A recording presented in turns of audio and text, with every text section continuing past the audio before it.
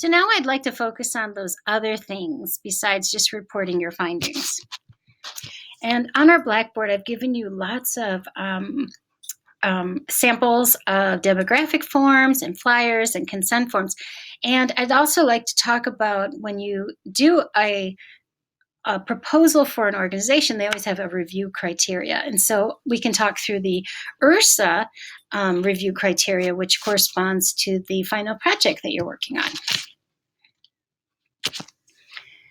So in terms of demographics, we did talk about the idea of presenting your work in comparisons, or just letting people know who you talk to and who are the experts of the experiences you're trying to learn about.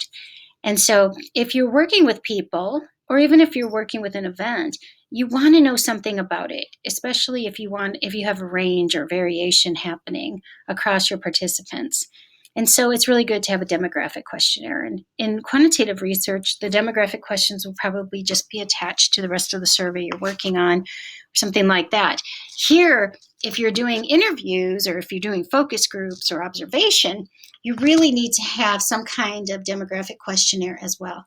And so oftentimes we'll have a participant complete a demographic questionnaire before or after they do their interview, depending on if you think that some of the questions in the demographics might impact how they feel comfortable answering your questions. So usually a demographic will ask about gender or age, possibly marital status, income. And the way I usually ask about income is to ask not for how much they make, because that's very, very personal, but I usually ask whether somebody feels like they struggle to make ends meet, they have enough to make ends meet, or they have more than enough. And that gives me actually more than enough information usually to really describe who I'm working with. So these are just a few examples of questions that I use in demographics. You can, for the study that had to do with military history, we also asked about, deployment and branch of service and things like that.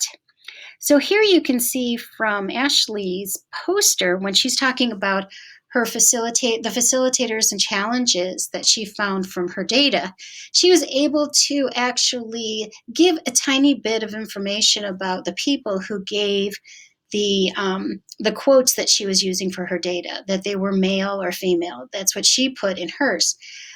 She could have also put branch of Army service, or their race or ethnicity or years deployed, just to give a little more context to why somebody would see something as facilitating or challenging. Other things to think about are how are you going to recruit people? And in your draft plans, many of you talked about having posters or flyers or advertisements. And here's an example from Ashley's work where it was pretty eye-catching. And at the top, she has sort of an eye-catching question to people. What makes it easy or hard to be a UAF student and military veteran? And then she gave the criteria for being involved, what they're being asked to do, contact information, and then other information like, incentives and information regarding contacting our UAF IRB.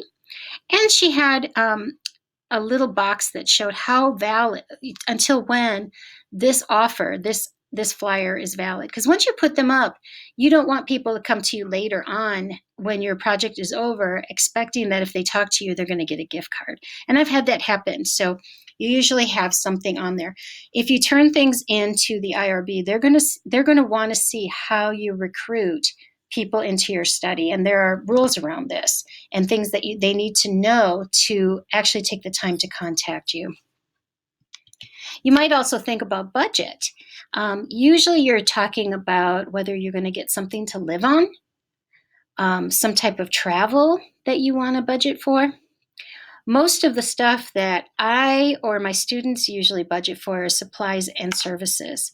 Supplies meaning things that you need, like NVivo, the qualitative analysis package, or a transcription machine, or services like printing posters or incentives for participants serving as your participants, and giving them some incentive or payment for their time for doing so. Okay, so for URSA award, it's usually under $2,500. And then we all have learned about consent and the idea that you need informed consent when you're working with human subjects, or you need assent when you're working with minors, people under 18. And then you need their guardian's consent for them to be involved. But basically, in terms of consent, you're looking for who is doing this project, what is the study about, what the person is being asked to do, whether their interview or their focus group or whatever is going to be audio taped or videotaped, any risks or benefits and how you might try to minimize these, whether they can get anything out of the project. And that is not the money they might earn or get as an incentive. This is whether they're going to get something physical or emotionally out of the project. So normally for me, because I don't deal with drug studies or anything like that, I say they're, doing an interview or doing a survey will not benefit them directly, but they might feel satisfaction in talking about the topic that they're being asked to talk about. Will people know I completed the interview? How will what you learn from the project be used? Do I have to take part in the study? Has the study been approved? What if I have questions? And then they're asked to sign. So some specifics I wanted to highlight from my own way of doing consent forms is I always do a question answer thing. So each topic of the consent form is a question, like I had before. Will you be taping my interview? So I usually say that what they have to say is super important, and so we want to record their interview with their permission. And then I always add, if you ever want to have the recorder turned off for a while, just tell me and I will turn it off.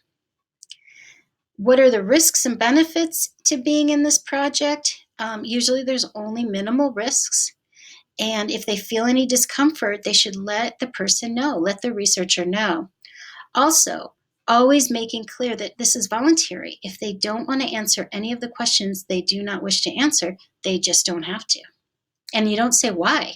You just say you don't have to. It's not for any reason that is for us to decide why they might not answer a question. Will people know that I completed the interview? So to ensure privacy, we might suggest that somebody use a made-up name if they want to. But also, if it's during a focus group or a time where people come together to talk and you are talking in a group, I always add, if you take part in the focus group or a findings forum, there's a chance that others will know that you participated. Please know, project team members may tell someone if harm comes to you or others or child abuse is revealed. We also ask that if somebody learns about something and they want to share it with their family, they can talk in general, but please don't connect any information to a specific person. And then most importantly, the question, do I have to take part in this study? And we say, no, you do not have to take part in this study, and you are free to stop being in it at any time with no penalty. And that's really important for me, especially as a professor, because some of the people I interview might be students, or they might be people that I serve through my work with the Fairbanks Native Association, like cancer survivors. And I don't want them to ever think that if they say no, or they stop being in a study, that there will be a penalty in terms of grades, in terms of services, or even friendship. And now talking about URSA, and I'll end on this. I have been reviewing for URSA applications for a long time, and the process is very streamlined for reviewing and for applying for their funding.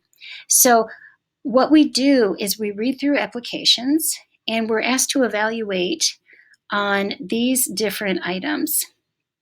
The explanation of the intellectual merit of the proposed project, the explanation of the proposed project's contribution to a scholarly discipline, like why it's important, where's the gap, the potential for the proposed project to affect student learning or scholarly development, the written quality of the proposal, the feasibility of the proposed project, the goals and expected outcomes for the project and whether they're articulated well,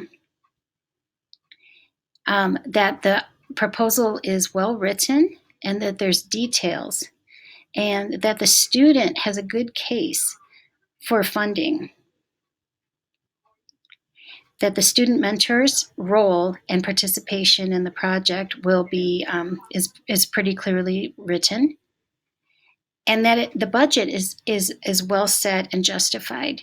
So I'm just asking you to follow my assignment, which is based on the ERSA application.